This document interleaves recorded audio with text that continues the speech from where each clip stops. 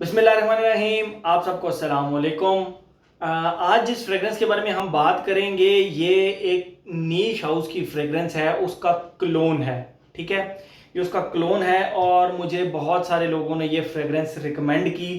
उसकी रीज़न ये थी कि ये टोबैको बेस्ड फ्रेगरेंस है और मुझे टोबैको नोट बेसिकली पसंद है, तो मुझे बहुत सारे लोगों ने रिकमेंड किया।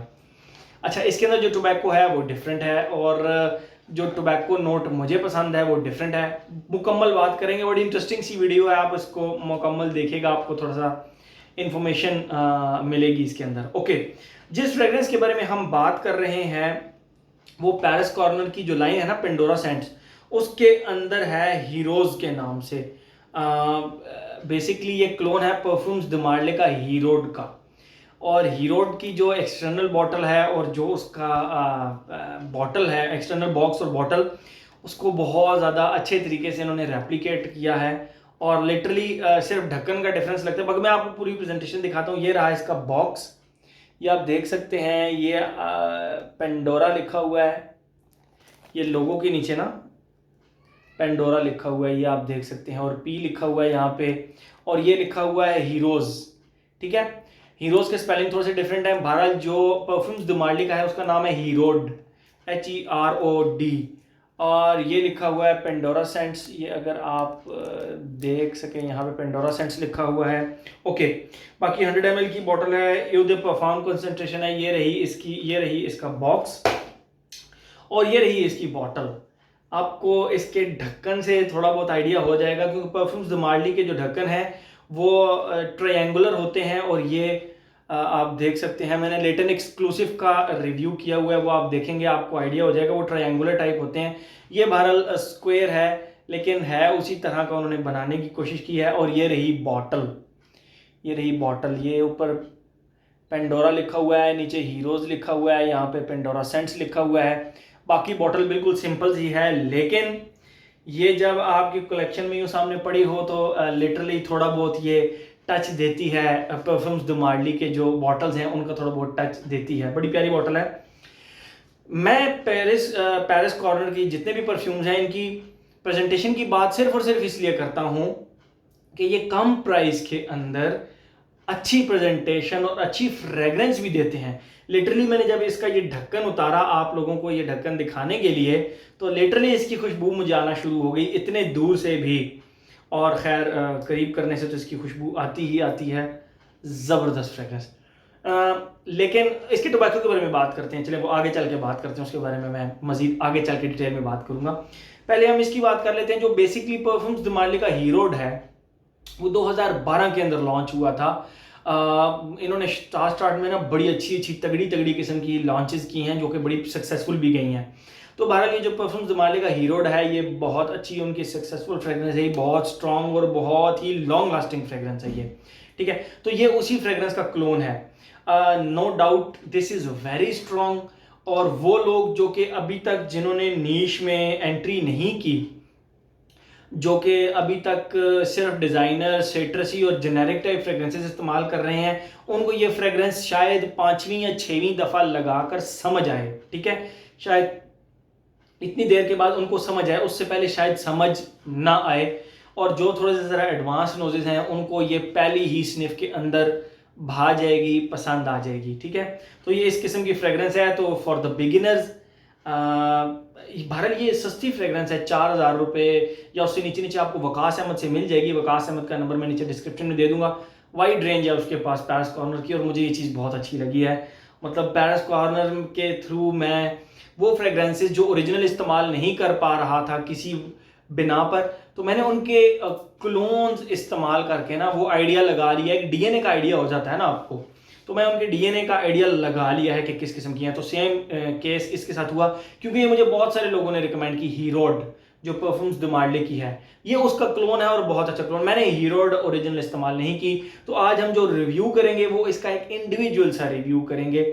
हम इसको हीरोड के साथ ना कंपेयर करेंगे, ना ऑब्वियसली जब मैंने यूज नहीं की तो मैं कंपेयर नहीं कर सकता, बट मैं जो बात करूंगा ना वो इससे रिलेटेड करूंगा। ठीक है, यानी अगर आपने ये फ्रेग्रेंस लेनी है तो जरा थोड़ा सा ये देख लीजिएगा कि ये आपको, अगर तो आप एडवांस नोजेस हैं, इंटरमीडिएट हैं, तो फिर तो आपको ये बड़े आराम से पहली वेयरिंग दूसरी वेयरिंग में समझ आ जाएगी। अदरवाइज अगर आप बिल्कुल बिगिनर हैं तो फिर आपको इसको समझने में कम से कम 5 से 6 दफ़ा लगेंगे। ठीक है, ज़रा हौसले से और ज़रा तसल्ली से इसको समझिएगा, उसके बाद आपको ये समझ आएगी। ओके, ये तो हो गई थोड़ी सी बात इसके बारे में। अब हम बात करते हैं इसकी खुशबू की, और इसकी मतलब इसकी खुशबू फील किस तरह होती है। उसके अंदर मैं थोड़ा सा आपको टोबैको को बताऊंगा। देखें, स्टार्ट में इसके अंदर जो जैसे ही आप इसको लगाते हैं ना, तो एक बहुत ही स्ट्रॉन्ग स्वीट सी एक खुशबू आती है। वो किसकी आती है? जब भी अमूमन कुछ दोस्त मिलकर हम बॉन फायर करते हैं, एक दफ़ा हमने घर में भी किया था, तो आप लोग जब भी बॉन फायर करें, बॉन फायर का मतलब ये था कि लकड़ियां जला के बैठें, तो वो जो लकड़ियां ज़्यादा सारी होती हैं तो उनमें से ना समटाइम जूस निकलता है।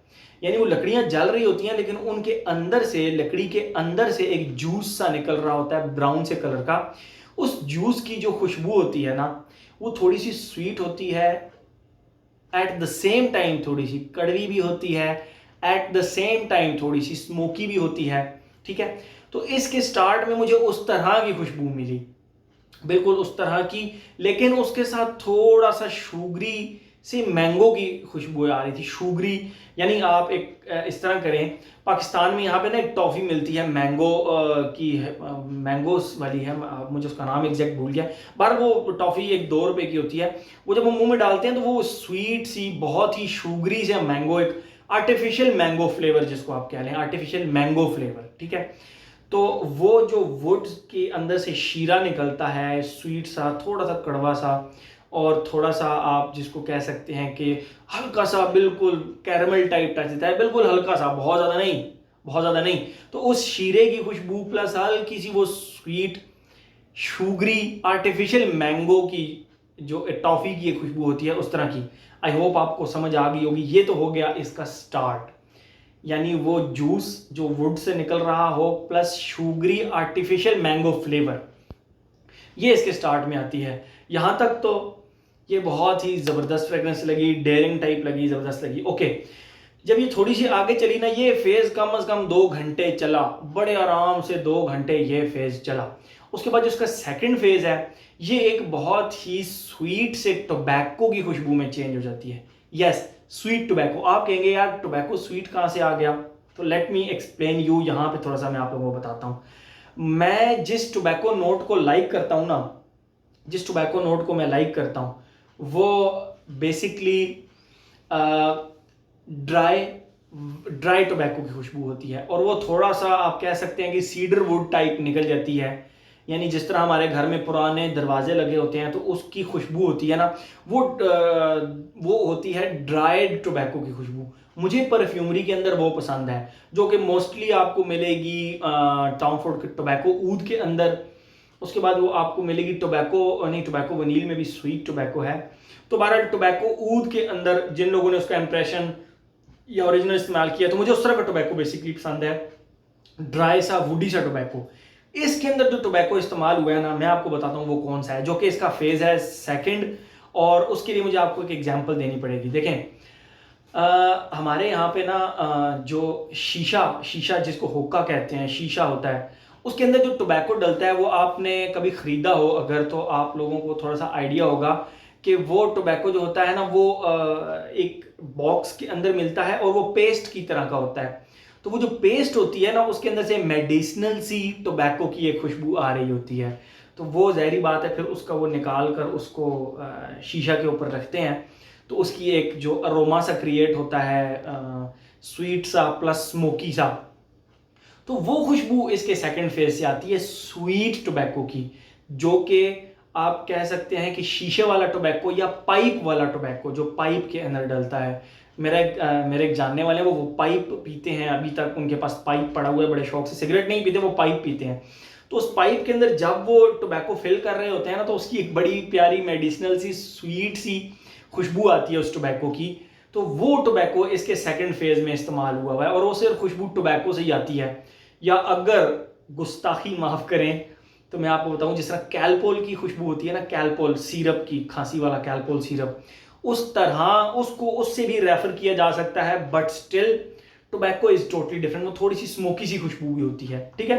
तो मेडिसिनल स्वीट सी प्लस हल्की सी स्मोकी सी खुशबू, वो हो गया इसका सेकंड फेज। पहला फेज बता दिया, सेकंड फेज बता दिया। सेकंड फेज इसका कम अज कम 5-6 घंटे चलता है, कम अज कम 5-6 घंटे। उसके बाद इसका जो आखिरी फेज है वो उसी टोबैको के साथ हल्का सा वनीला इंट्रोड्यूस हो जाता है, यानी वो मेडिसिनल टोबैको की खुशबू डाउन हो जाती है, थोड़ा सा स्वीट सा वनीला आपके सामने आ जाता है, और बस फिर ये इसी तरह रहती है। टोटल हो गए 3 फेजेस। तो मुझे जो बेसिकली टोबैको पसंद है वो ड्राइड टोबैको पसंद है। इसके अंदर जो टोबैको है वो थोड़ा सा स्वीट सा मेडिसिनल सा टोबैको है वो भी टोबैको ही, लेकिन ऑब्वियसली टोबैको के डिफरेंट नोट्स हैं, डिफरेंट अरोमाज हैं, तो उनमें से इसमें जो अरोमा इस्तेमाल किया गया है वो बेसिकली मेडिसिनल सा अरोमा है, ठीक है। तो ये तो हो गई इसकी टोटल खुशबू। अब हम आते हैं अपने उस पैटर्न की तरफ जो हमने अपना एक पैटर्न बनाया हुआ है, एज, जेंडर, बाल मेरा एक माथे पे मुझे तंग कर रहा है। एज देखें, इसका ताल्लुक एज से नहीं है, ये बहरहाल मैं अगर इसके ऊपर एक ब्रैकेट लगाना चाहूँ तो 25 साल या उसके अबव के लोग इसको लगा सकते हैं, उसके नीचे के लोगों को मुझे नहीं लगता कि ये समझ आएगा। अगर समझ आ भी जाए, किसी का नोज़ इतना अच्छा हो वो इसको समझ सके, तो फिर उसके बाद ज़ाहिरी बात है कि ये थोड़ी सी आप कह लें कि वार्म सी खुशबू है, जो इसका सेकंड फेज़ है, टोबैको की वजह से, मेडिसिनल स्वीट टोबैको की वजह से वार्म सी खुशबू है। तो बहरहाल मैं ब्रैकेट लगा देता हूँ 25 साल और उसके अबव के लोग, उसके अबव जहाँ मर्जी तक चले जाएं, ठीक है। दूसरा पसंद, ये जो लोग शीशा वगैरह पीते हैं, पहली बात तो यह स्मोकिंग एंड शीशा दोनों डेंजरस होते हैं, इनसे बचना चाहिए। लेकिन जो लोग स्मोकिंग करते हैं और शीशा पीते हैं उनको ये खुशबू बहुत ज़्यादा पसंद आने वाली है। ये एक नेचुरल सा है कि ये खुशबू उनको ऑटोमेटिकली पसंद आएगी। मैंने अपने एक स्मोकर दोस्त को जब चेक कराई तो उसने कहा यार बहुत ही कमाल की फ्रेगरेंस है, और उसका मुझे कनेक्शन समझ आ गई थी कि क्योंकि ये स्मोकिंग करता है तो इसीलिए इसको ये बहुत ज़्यादा पसंद भी आई है, ठीक है। तो ये तो हो गया age, gender, male. Tobacco based fragrance है, स्वीट टोबैको, बहुत ही पोटेंट, बहुत ही स्ट्रॉन्ग, तो टोटल मेल, फीमेल वाला सवाल ही पैदा नहीं होता, ठीक है। तो एज हो गया, जेंडर हो गया। लॉन्जिविटी प्रोजेक्शन, भाई अगर आपने अपने फैब्रिक पे, अच्छा इसको लगाने का भी बता दूं कि आप इसको अपनी नेक पे ना लगाइएगा, ये यहाँ से आपको ना लिटरली अगर आपने इसके 2 स्प्रे कर लिए ना तो 1 घंटे के लिए आपको परमानेंट चोक कर देगी, बिल्कुल आप इससे जान छुड़ाएंगे फिर। तो इतनी स्ट्रॉन्ग फ्रेगरेंस है। मैं रिकमेंड करूंगा कि आप इसको एक परफ्यूम, मैं इसकी बात कर रहा हूँ, I am not talking about हीरोड क्योंकि वो मैंने इस्तेमाल ही नहीं किया, I am talking about this one. एक स्प्रे इसका यहाँ करें, एक यहाँ करें, एक अपनी शर्ट जो आपने पहनी हो, या अगर टी शर्ट पहनी हो, गर्मियों में तो खैर नहीं, सर्दियों में जब आपने शर्ट पहनी हो यहाँ पर, तो उस शर्ट के ऊपर एक स्प्रे यहाँ और एक स्प्रे यहाँ, 4 स्प्रेज मोर देन इनफ। बड़ा कमाल का इसका स्प्रेयर है, मैं इसका स्प्रेयर भी आप लोगों को दिखा देता हूँ। ऐसी चीज़ों को अप्रिशिएट करना चाहिए, ऐसा कमाल का स्प्रेयर मैं आपको दिखाता हूँ। अब अगर आपको नज़र आया हो, उफ ज़बरदस्त स्प्रेयर। तो इसका जो स्प्रेयर है ना वो आप जब प्रेस करते हुए मूव भी कर सकते हैं, लाइक एक जगह पे रख के नहीं, इसको जब आप प्रेस करेंगे तो ये आराम आराम से प्रेस होगा।